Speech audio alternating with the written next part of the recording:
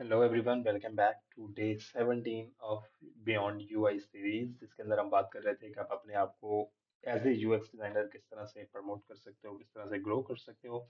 और आज की जो वीडियो है, this is not about product design, this is not about UX design, this is not about design specifically. It's all about consistency.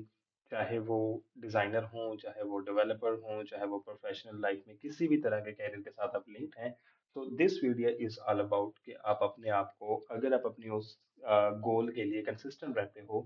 तो how actually it can help you. But obviously हम इसको design के साथ जरूर link करेंगे, because हमारी जो series है वो डिजाइन से रेलिवेंट है। तो कंसिस्टेंसी बिल्ड अथॉरिटी। अथॉरिटी क्या होती है? जहाँ पे कोई भी बंदा आपके ऊपर आके बंद करके ट्रस्ट कर लेता है, इतबार कर लेता है, तो that is your authority, right? तो अगर आप अपने किसी भी वर्क फ्लो के अंदर, अपने प्रोफेशन के अंदर, अपने किसी भी टास्क के अंदर कंसिस्टेंट रहते हैं, तो आपकी अथॉरिटी बिल्ड होना शुरू हो जाती है और हर एक बंदा जो है आपको बिलीव करना शुरू कर देता है। And same goes for the design as well, कि आपका डिजाइन अगर कंसिस्टेंट रहता है, आपका डिजाइन पैटर्न जो है वो कंसिस्टेंट रहते हैं, तो वो यूजर के माइंड के अंदर जो है वो एक अथॉरिटी बिल्ड कर देता है और यूजर उसको अगेन यूज करना शुरू कर देते हैं, राइट? तो पहली बात तो ये है कि जो कंसिस्टेंसी है, it's not about perfections. Perfections आपको बहुत ज़्यादा मार देती है कि परफेक्ट करने के चक्कर में आप कंसिस्टेंट नहीं रहते, और परफेक्शन जो होती है बाज़ दफ़ा अचीव करने के केस में हम चीज़ों को डिले करना शुरू कर देते हैं, शुरू कर देते हैं। Rather consistency is showing up, like आप रेगुलरली डे, जैसे आप देखेंगे इस पूरी सीरीज को, लाइक आज 17 डेज हो गए हैं and I am showing up regularly. Like you guys are relying on these videos as well. अब इसको ऑब्वियसली मैं इसको ट्रैक भी कर रहा हूँ, आप भी अपनी जो लर्निंग है उनको ट्रैक कर रहे होंगे, राइट? तो ये जो डेली की प्रैक्टिस है, this is what actually I am trying to build a trust of platform, a trust of learning in your mind as well, right? और जब ये कंसिस्टेंसी है, it is actually will be building the credibility of this whole scenario as well, right? So that is actually आप consistency को कैसे लेके चलते हैं। And now coming toward the product design, तो कंसिस्टेंसी जब हमारे प्रोडक्ट डिजाइन के अंदर आ जाती है, तो ये कग्निटिव ईज बढ़ा देती है। अगर आपको कग्निटिव लोड का पता हो, जो कि हम बार बार बात करते आ रहे हैं कि आप जो जहनी आप लाइक सोचना है and taking a lot of time to make a decisions, वो आपका कग्निटिव लोड होता है। बट जब आप अपने प्रोडक्ट डिजाइन के अंदर, या डिजाइन के अंदर आप कंसिस्टेंसी ले आते हैं, तो रिपीटेटिव पैटर्न अगर एक जैसे हो जाते हैं, तो आपके यूजर की जो कॉग्निटिव ईज है वो बढ़ जाती है। अब कंसिस्टेंसी हमें कहाँ पे लानी होती है? सबसे पहले तो बटन स्टाइल्स के अंदर बहुत सारे लोगों का ये बहुत बड़ा प्रॉब्लम है कि जो नए डिजाइनर होते हैं या जो डिजाइन के अंदर होते हैं, उनको बटन की स्टेट्स, बटन के स्टाइल्स का पता ही नहीं होता कि हमने कौन से एक्शंस के ऊपर किस तरह का बटन जो है वो रखना है, प्राइमरी बटन क्या रखना है, सेकेंडरी किस तरह से रखना है, टर्शरी बटन किस तरह से रखना है, फिर उन बटन के कलर्स क्या रखने हैं, और हर बटन का एक्शंस कौन सा है, ठीक? तो अगर आप उनको कंसिस्टेंट कर देते हैं, तो आपके बटन के स्टाइल्स, वेरिएबल्स, बटन का कंट्रोल सिस्टम, बटन के एक्शंस, वो सब के सब जो है वो कंसिस्टेंट हो जाते हैं। तो यूजर के अंदर एक पैटर्न बन जाता है कि प्राइमरी एक्शन जब भी होगा, तो उसके लिए प्राइमरी बटन जो है वो यूज हो रहा होगा, राइट? देन जो सेकंड चीज है वो होती है स्पेसिंग सिस्टम। तो स्पेसिंग सिस्टम अगेन आपके जो मार्जिन है, जो पैडिंग है, जो डिजाइन एलिमेंट के दरमियान स्पेसिंग है, वो रिदम्स बनाते हैं यूजर के माइंड के अंदर, और वो एक पैटर्न बनाते हैं, और वो एक हायरार्की भी क्रिएट करते हैं। तो अगर आप अपने स्पेसिंग के थ्रू यूजर के माइंड के अंदर वो पैटर्न इजीली क्रिएट कर देते हैं, तो आपके यूजर को अंडरस्टैंडिंग जो है आपकी प्रोडक्ट के ऊपर बढ़ जाती है कि वो किस तरह से लाइक ग्रुपिंग किस तरह से वर्क कर रही है, और लाइक यूजर का जो मेंटल मॉडल है वो क्विकली रेस्पॉन्स करना शुरू कर देता है, राइट?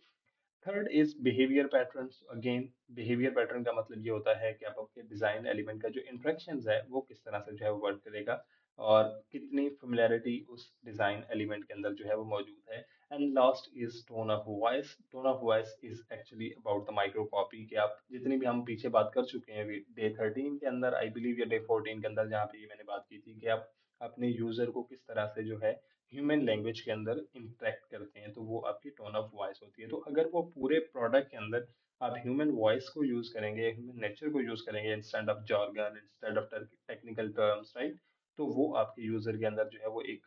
मेंटल मॉडल एक ऐसा क्रिएट कर देगी, जो कि उसको बहुत क्विकली प्रोडक्ट को यूज करना जो है वो समझा देगा, right?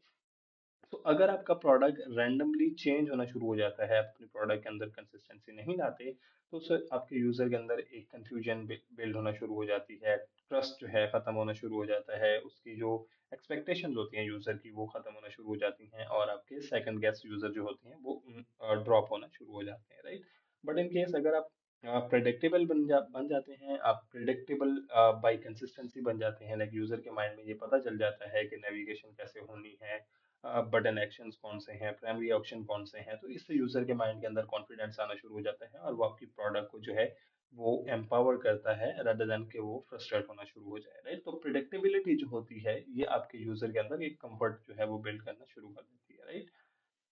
Moving ahead, as in the Ramzan, we are doing all those spiritual deeds, तो हमारी spiritual growth बढ़ रही है, we are doing like a prayer time है, fasting routine है, monthly disciplines है, right? So these all are the consistent habit जो कि हमारे माइंड के अंदर एक एक पैटर्न जो है वो बना रहे हैं, एक ऐसा रिदम बना रहे हैं जो कि हमें पूरे लाइफ के अंदर या पूरे एक